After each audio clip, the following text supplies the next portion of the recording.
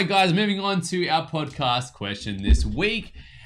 We basically asked our fans, and our fans responded in great numbers about naming an alcoholic beverage that a band that you know of, a metal band or hard rock band, has produced out there. Now, there's a lot of them, and we're going to start from the very, very top, and we're going to kind of guess to our fans what it would be like, what you would want to pair this alcohol beverage with, or what kind of occasion you'd want to be drinking this alcoholic beverage with, Danny, because there are obviously occasions that you'd want to share an AC/DC wine with someone. We hope so. I mean, you don't drink by yourself, but as also most metalheads probably do drink by themselves because, mad depression and all that. So, if you're listening to metal, then these things will complement it. But if you're not listening to metal, then these things will make you sad because you're not listening to metal. Yeah, all right, sure. Why not? Nevertheless, moving on to this first item on the lot, and we are talking about here the Slayer Jaeger. I guess it sounded cool. Looks cool, and as you can see, demonic animals. Didn't we just talk about this earlier in the show? Well, they'll be disappointed because that cross is not inverted. On top of that bottle, you can see it's too much Christianity in this for us to like, Nevertheless, though, Jaeger isn't my favorite drink either. I would much prefer a black Sambuca of some kind. I think Flesh God Apocalypse need to get onto the Galliano, and we need to be plumping that. Yeah, so Carl McLean's the one who suggested this one, and this only came out this week. So this is a limited edition. There's only 500 of these Jaeger bottles made in that nice wooden case, and they only wanted £100 for it. Well, that's a bargain. Yeah, and they've all sold out. No shit, they've all sold out. Yeah, they could have charged a bit more for that. I mean... Yeah. I mean, there's a lot of Slayer fans out there. They're not a small band. That's right. They're not a small band at all. Anyway, I have a feeling this will go best if you're trying to numb the pain before you carve your arm, or when you carve in your arm, you disinfect it with the Jaeger. Or drink it and just you can really appreciate your lifetime decisions, or forget about them quickly. I'd imagine. One of the two. All right, moving on to our next one. Danny, your boys, the Iron Maidens, have a bunch of beers, and they are rarer to find here in Australia than probably Iron Maiden at the moment. Sure. Yeah. It's 5 different tastes or venues. I guess in the red and black is the super premium, excellent deluxe one. You got Light Brigade for people who don't drink beer, and people who don't really want in your life either, I'd imagine. I guess so. Yeah. So they've definitely marketed themselves well. Typical Iron Maiden. One for all occasion. I think they're big beer drinkers, I'm guessing. You can get the beer in Adelaide. There's a certain place, but they're saying $50, $40 for a 6-pack. Which place is that? It's a place in Harndorf. I think it's called 1,000 Beers or something. 1,000 Beers, okay. So both Ryan Whittaker, Cameron Jeffries, and Pat Ahern mentioned this one here. So good on them. Maybe they've tried it. Maybe they like it. I think for food-wise, it goes with a nice albatross. If you're lucky enough to come across an albatross, the bird. Yeah. It's from the song. Well, I thought if you get the 2 shot and a 5-par and a goal, well, if you're doing that, you're gonna have a beer. Yeah, that's true. The boys are gonna buy it for you because it's probably easier to come across that albatross than a real albatross, and it's also good if you're about to go and battle with your neighbours. So. Oh, absolutely. Or if you have to go through an Iron Maiden song, you might want to drink a few of these. Oh my God, Iron Maiden, bless your heart, Danny. As you can tell by the blur filter here, the Deftones beer. There are 3 of them apparently, and hopefully it's not much like the band, and they're actually enjoyable to drink. Yeah, I think this goes well with sadness and depression. Or maybe like a medium steak. The irony here is that the Deftones, I don't know if you guys ever heard the band, but they're quite bleak. Yeah. And these covers are definitely not that. I wish the amount of creative thought and energy went into their songs. Yeah, so Joshua Boyson is one who made us known of these beers, so maybe he's also tried this and thinks they're decent. But you're right, the Happy Beaver in the front is definitely... Maybe are they Canadian? Or are they just not? They might be, actually. But anyway, you're right. The pressing music to go with beer is not a good mix. So not a great mix, but nevertheless, thank you for the laugh, guys. And I don't know if that was intentional, but we enjoyed it. Kiss, of course, they got wine. This is probably one of the many alcoholic beverages that they've marketed. But here we go. We have 4 of them with pretty uninspired artwork, to be honest. I mean, I guess the second one in with the Kiss thing looks like their stage thing, but Kiss Army and the Kiss this one is pretty, Yeah, so thank Devin Forbes for telling us about this. And unlike most red wines, these don't age well. Yeah.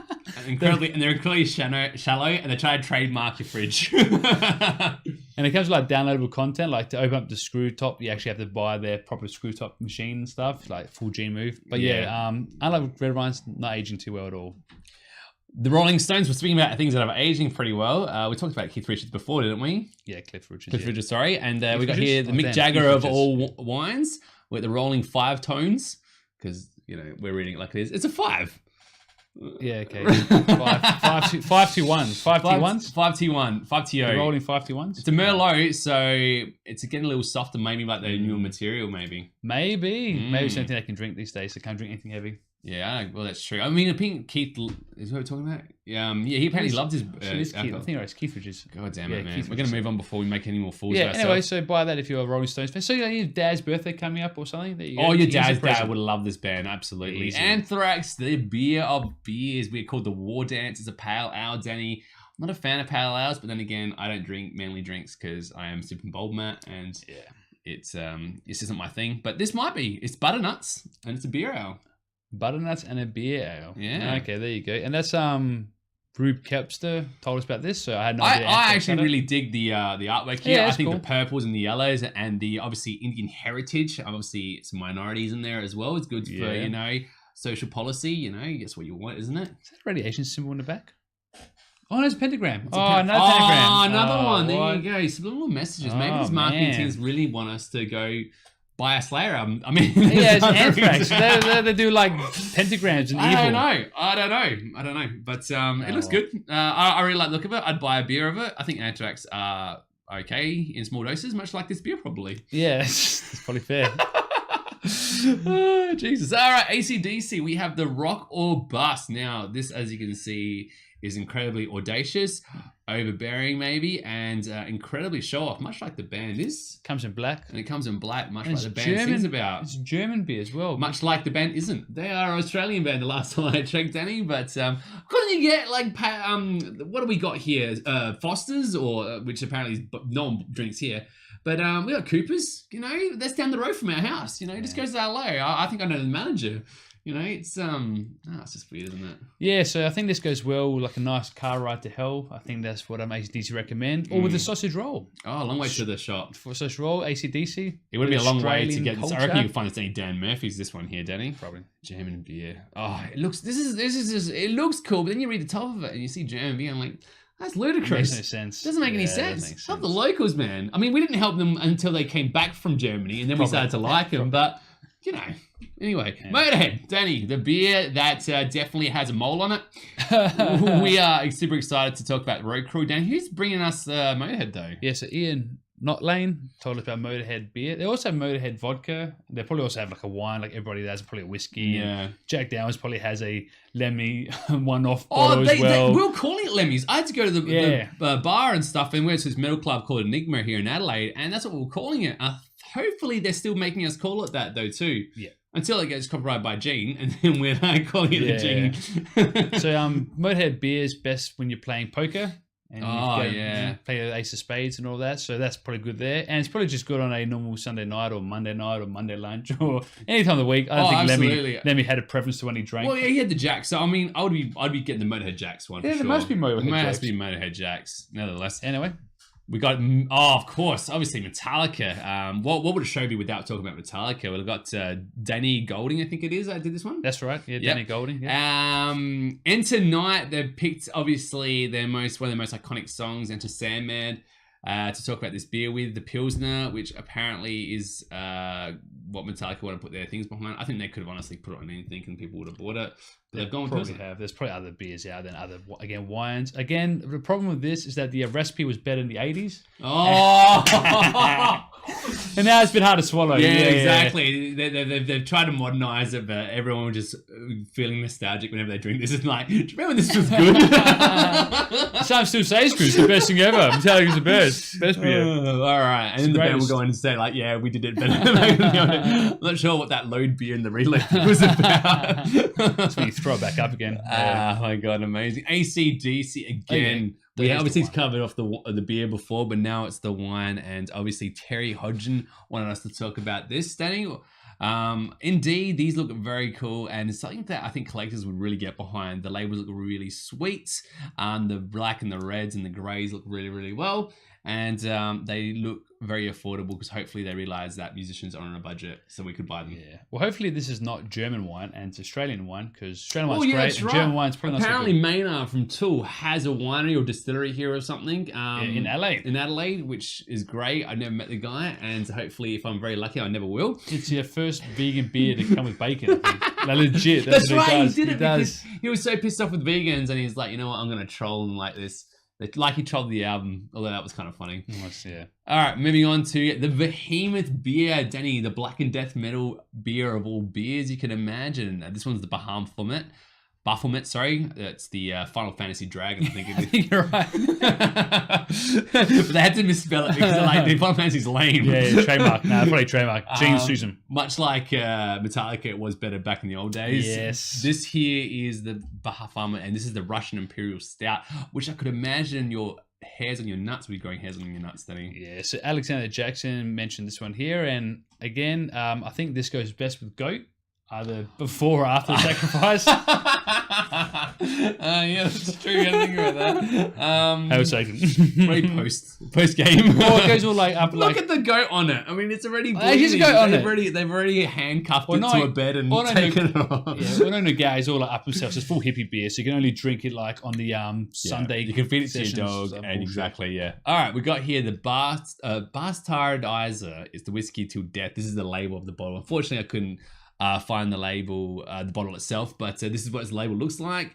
I think that's not. I think they got a vodka out. Oh, vodka. Oh, it's the whiskey I thought it was. And I think whiskey's a song. Oh, all right. We might I think have it's to go. vodka. But anyway, that's they're Australian band. Oh, cool. Yeah, so good on them. Vodka in Australia, apparently popular drink, mixed as well. Awesome. Pantera, we got here. I've got both. I know we wanted just the Scotch, but I've got the beer and the. Is that Jack Daniels? Is it? It's Jack Daniels. So Pantera have a Jack Daniels. You think Motorhead would have a Jack Daniels? But apparently this well. was the drink of the guitarist at the time, Dimebag Darrell's yeah. choice. I don't blame him. I don't mind Jack's, but for some reason it can put me in a pretty fiery mood. So I'm not too sure why I want to drink it for. Yeah, so I just drink it and I'm like, yeah, let's fight. Yeah. I'm like, but I can't fight. So I have to put the throttle down because I don't lose. So Kai Elliott mentioned both this Bastardizer and the Pantera, so think of that. I wonder why they chose a stout. Do you reckon someone else in the band drinks a stout? Do you reckon the singer's a bit of a stout fan? I don't know, but stouts can be popular. Like even Iron Maiden had a stout, and they I think it was a stout as well, Behemoth. So then apparently the Pantera whiskey and beer goes well with donuts. As the remember the the homemade videos. Homemade videos. Yeah, donuts.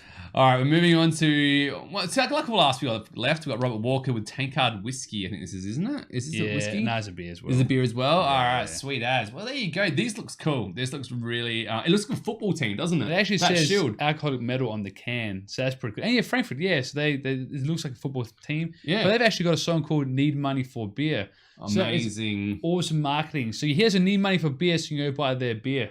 It's clever. It's a 1-2 punch. Tankard premium quality according to the label, and I'm guessing that's premium band because I mean that's red and black's always a win. Even alcohol content 6.6%. So how would you do it? One was 6.5 or 6.7. They either lie or they have to completely discontinue the run. So like, that's not metal. It was like 7% alcohol. And people keep getting like arrested for drink driving. It's like. Hey, you said 6.6, man. I'm like fucking wasted. You know the worst thing is that why do they make an alcoholic beverage 66.6? Like, it's like chartreuse or something. Have all these zombies. They killed off their fan base. Oh my god. Amazing. Cool, all right, we got one last one here left. And this one was hard to find. This is Corrosion of Conformities. Now, Bradley Cronk wanted us to talk about this one. And finding a photo, this was really, really hard. I know. I made this continue. So Robert Walker was the tank up. I didn't say his name. But this is Bradley Cronk with Corrosion of Conformity. And I think maybe got discontinued so they don't sell the beer anymore. Yeah. But, so well, there it is anyway. As best as I could do it. It looks like a stout. Looks pretty damn heavy. It does like a stout. And a bit fizzy. And it looks something that's basically what the other bands had, but Corrosion of Conformities style. So there's other bands as well, like Flesh God Apocalypse have a wine and also pasta. So you can get the whole course. So that's actually getting clever marketing. All they need now is like the saucepans. So you can do like the whole meal using Flesh God gear. But it seems like the way to go these days. People just going down to wineries with beers and saying, can we put our name or something onto it? I'm not sure how it works or if they got friends or family in the industry, but it's quite a popular thing at the moment.